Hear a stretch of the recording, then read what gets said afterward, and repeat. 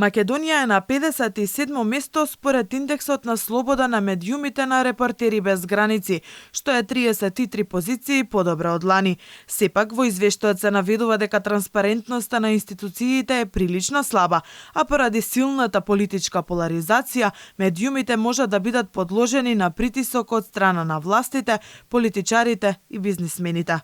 Судската злоупотреба на Законот за граѓанска одговорност за клевета поттикнува само цензура во медиумите. Тужбите се користат како алатка за заплашување и притисок врз независните медиуми. Распространетите дезинформации и недостигот на професионализам, се вели во извештајот, придонесуваат за опаѓање на довербата на општеството во медиумите, што ги изложува независните медиуми на закани и напади.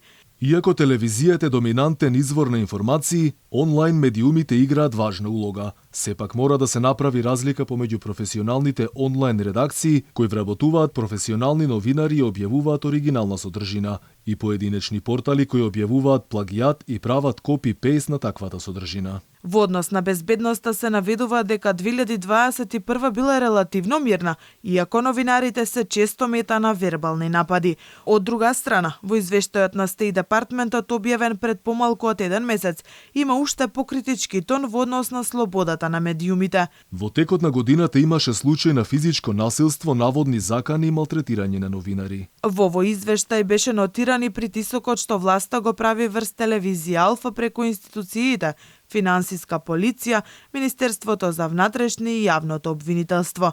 Инаку и покрај речиси секојдневните контроли, проверки и чешлање на документацијата со години, власта досега не успеа да најде ништо неправилно и незаконски во работењето на телевизијата.